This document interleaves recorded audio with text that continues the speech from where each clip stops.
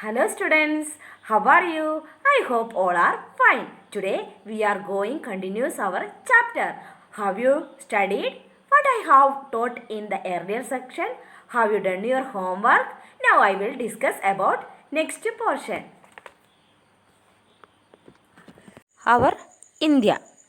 Political divisions of India. India.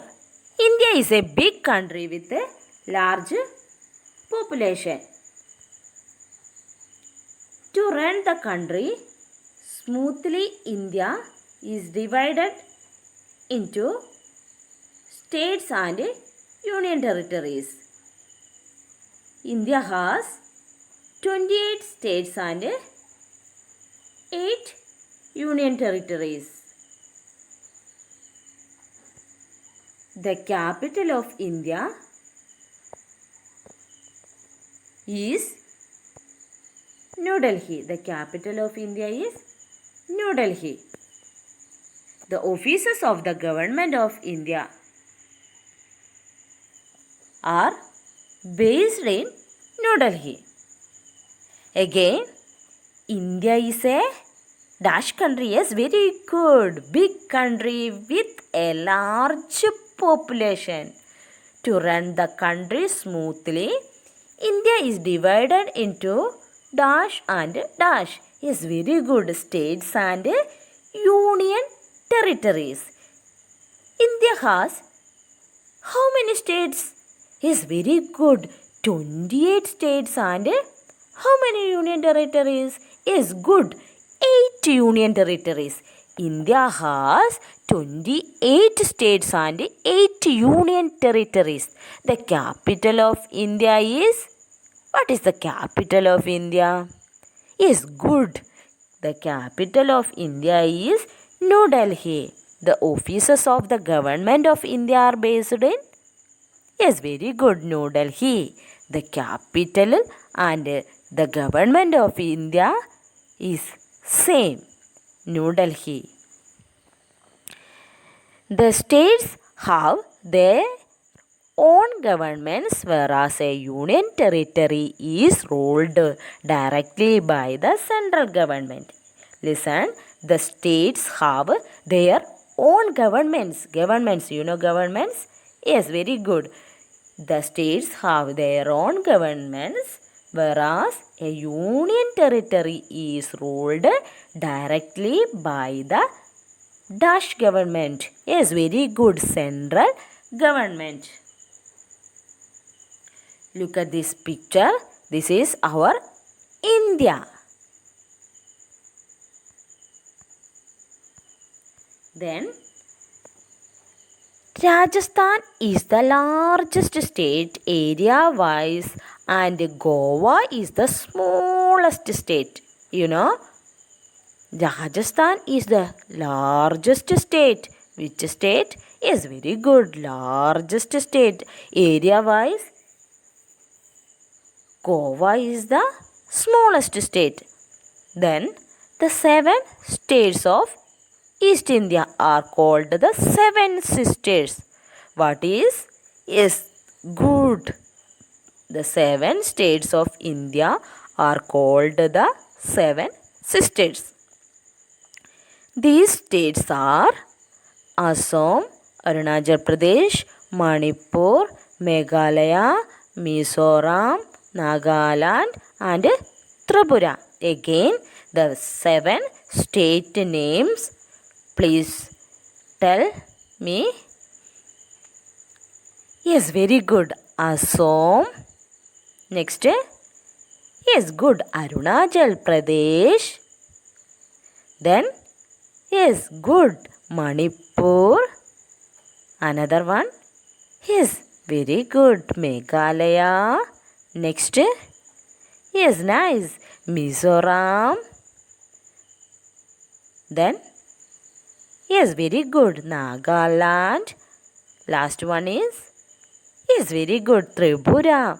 Assam, Arunachal Pradesh, Manipur, Meghalaya, Mizoram, Nagaland and Tripura. Next is What is unity in diversity? Anybody know? Yes, don't worry, I will tell you. In India, we have different religions. What is? Yes, good. Different religions, different languages, different tribes, and different races. In spite of so much differences, we are all united and together. This is called unity in diversity, which is the most special feature of our country. This is the most special feature. In India, we have different religions, languages, tribes, and races. In spite of so much differences, we are all united and together. This is unity in diversity, which is the most special feature of our country. Please watch this video. Good morning, students. Today we are going to continue with lesson number 2, Incredible India. In this chapter, today we will learn about political divisions of India, which includes the states and the union territories of our country. First of all, you should know what are political divisions of India. It means that India is divided into how many units? So, the answer is India is divided into 28 states and 8 union territories. So, we can say that there are 28 states and 8 union territories in India. As you can see in this map, it is showing all the small units into which our country India is divided. So we have 28 states and 8 union territories. Earlier, the northernmost state of India, Jammu and Kashmir, was one state, but recently it has been divided into two parts. One is Jammu and Kashmir and another is Ladakh. Now they have been given the status of union territories. So one union territory is Jammu and Kashmir and the another is Ladakh. You can see it clearly in this new political map of India.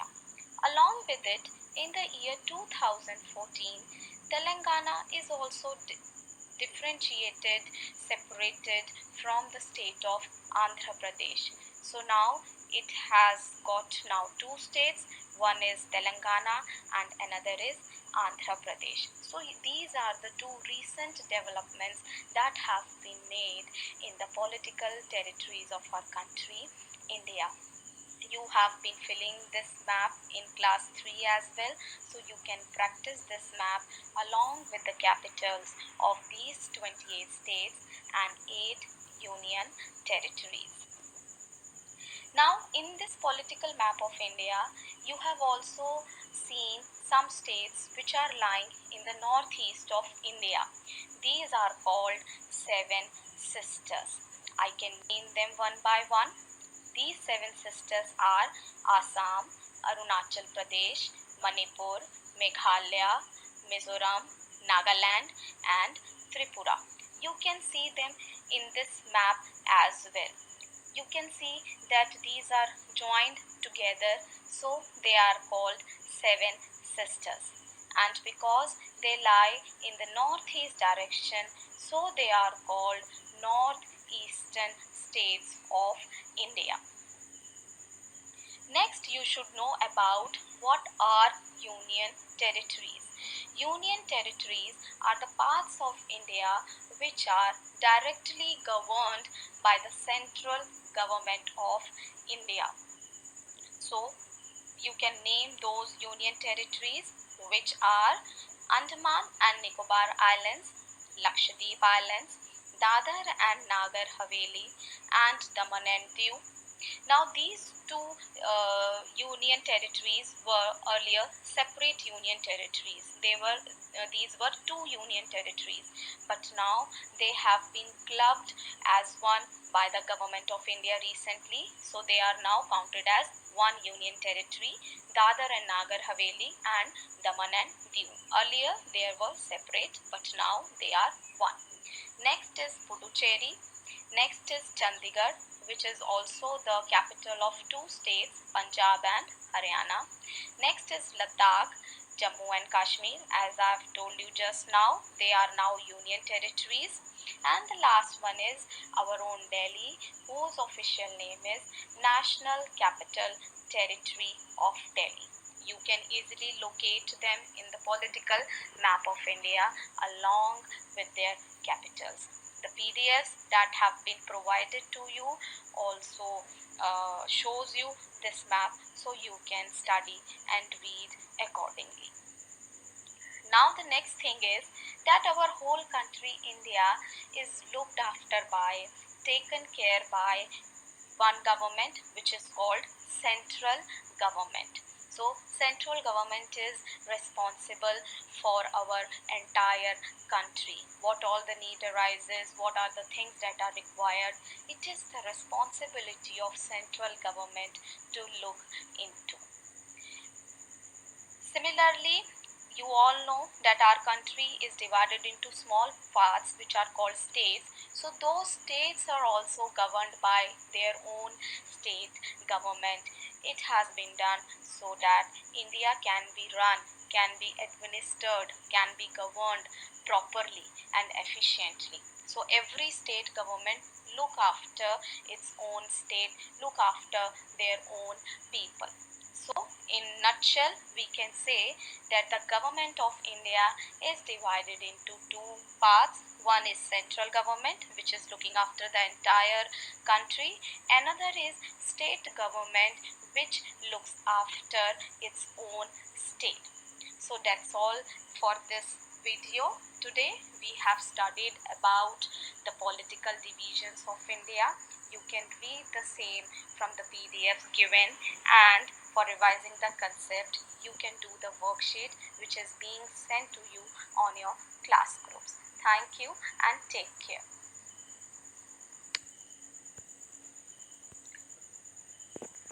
Today's homework: name the capital of India. Which is the smallest state of India? Where are the offices of the government of India located? What is the difference between a state and a union territory? Name the states known as the Seven Sisters. Again, name the capital of India, which is the smallest state of India.